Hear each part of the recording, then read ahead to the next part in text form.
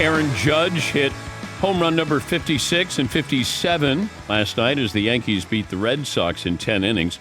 10 multi-home run games this season, matching the most since Giancarlo Stanton had 10 for the Marlins in 2017. And the 57 home runs are the most by an American League player through their team's first 142 games. If Stat of the day, stat of the day, stat of the day. Here comes that what? Stat of the day. Top.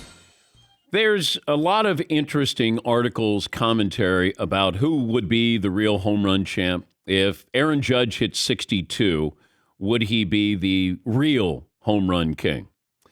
And I've seen a couple of articles here that basically say, you may not like it, but Bonds still hit 73 home runs.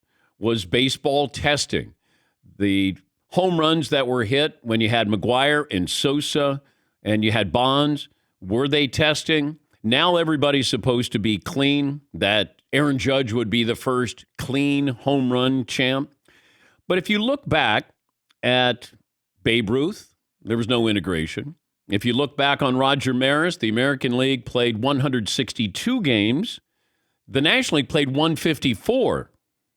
So they changed it. Babe Ruth played in 154 games in a season. Roger Maris that year, in an expansion year, played 162 games, and I think needed a home run in the final game to beat Babe Ruth, or at least the final weekend there, so he did benefit from that. So it feels like there's an asterisk that can be attached to just about everybody here. Do I like it that Barry Bonds is the all-time home run king instead of Hank Aaron? No, I don't. But the record books have Barry Bonds in there. The commissioner didn't take a pencil and erase anybody's name. I wish he would have, but he didn't. Roger Maris, 61 home runs. And that year in 1961, the American League played 162 games. The National League played 154. They changed the following year. With Babe Ruth, you didn't have integration. So I guess you start handing out asterisk here, and then you're back to square one. Who is the single-season home run champ? If Aaron Judge hit 62, 63, 64, 65, it's not going to matter. It's still Barry Bonds who hit 73. Yeah, Paul. So it's personal opinion. I remember years ago we had Senator John McCain on the show, and you asked him who he considers the all-time home run king, and he said Hank Aaron. Yeah. I know he did it cleanly. He believed he did it cleanly. If you go back to Barry Bonds' 2001 season, he hit 73 home runs in 153 games. Yeah. He missed, was it nine games? He was also walked 177 times. Yeah. So by plate appearances, his numbers are galactically better than others. But no one, does anyone in this room not consider Barry Bonds a cheater? No. But there were no rules in place to catch him. He hit 73 in 2001. McGuire hit 70 in 1998. Sosa hit 66 in 1998. McGuire 65 in 1999. Sosa hit 63 at that same year. He also hit 64 in 2001. But if we recognize Bonds as the all-time home run king or the single season, but we don't recognize Sami Sosa for the Hall of Fame, like those numbers, you'd go, well, wait, did he test positive? No. He had... It'd be akin to, I guess, a running back having 3 2,000-yard seasons. But it's not real. I saw it, but it's not real. It's like if you go and you see a magic act and you go, that's not real, but I saw it. Like Bonds was in front of me, but was it real? Yes.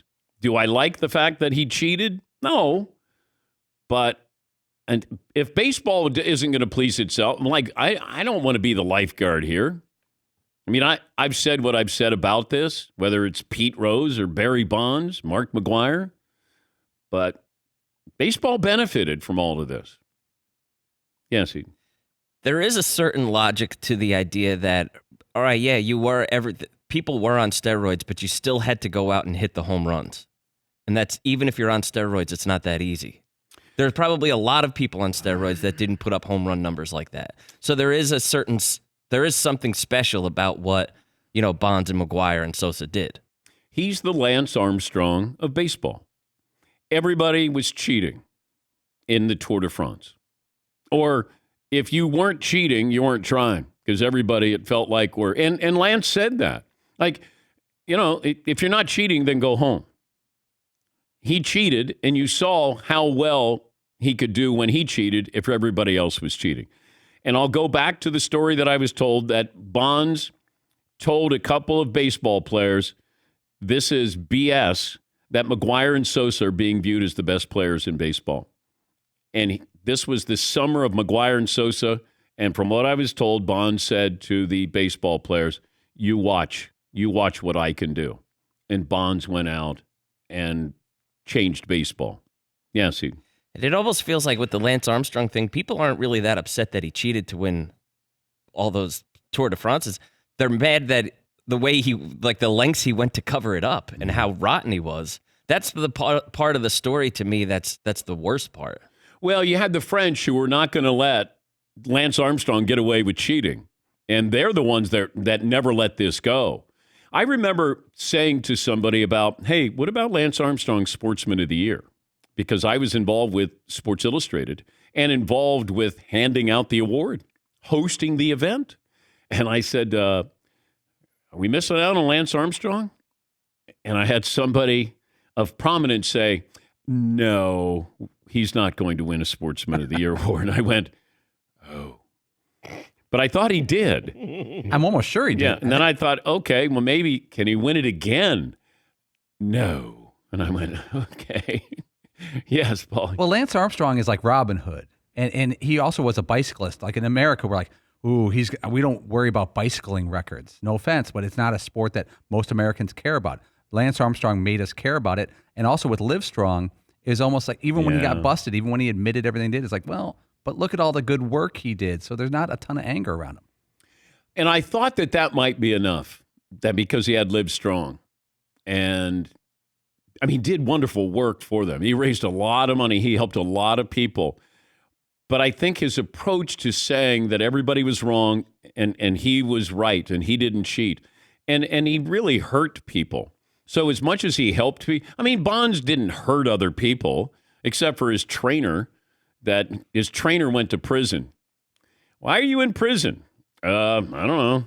Okay, see you later. Bonds sort of hung him out to dry.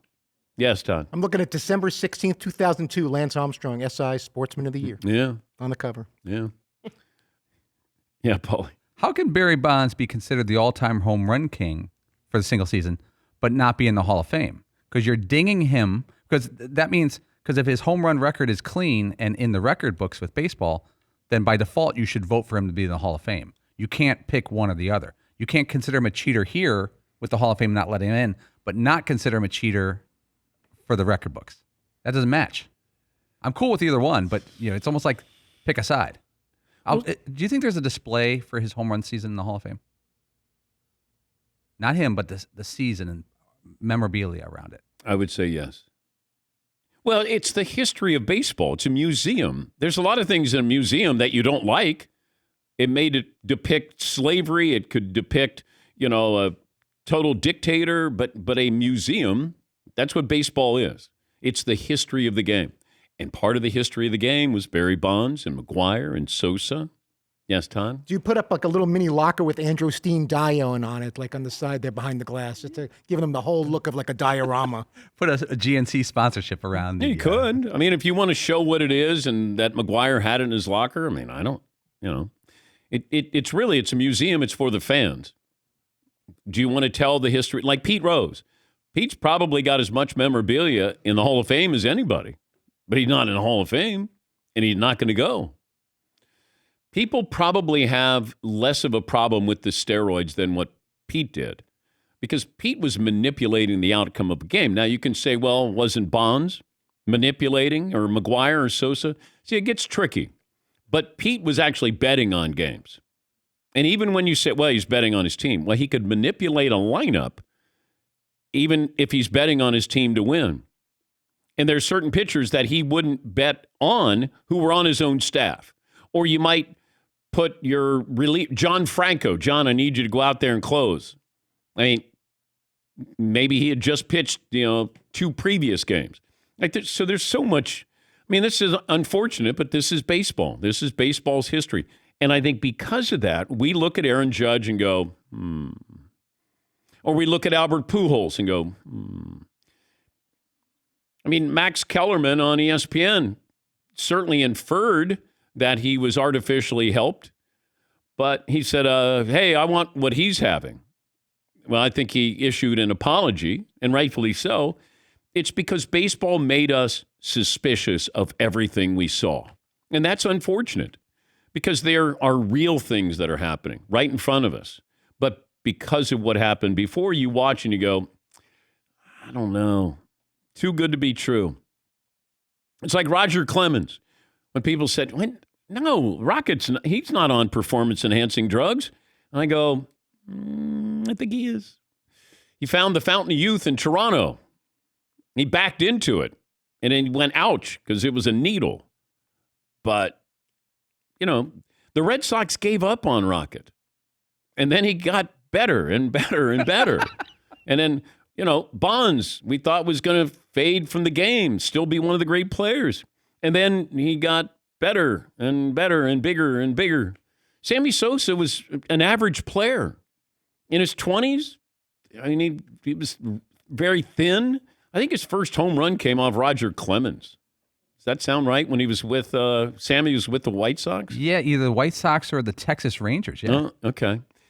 But, you start to see this and you go, okay, Brady Anderson, Luis Gonzalez, where you go, what's happening here? And that's unfortunate because then we get into this conversation, we start talking about steroids.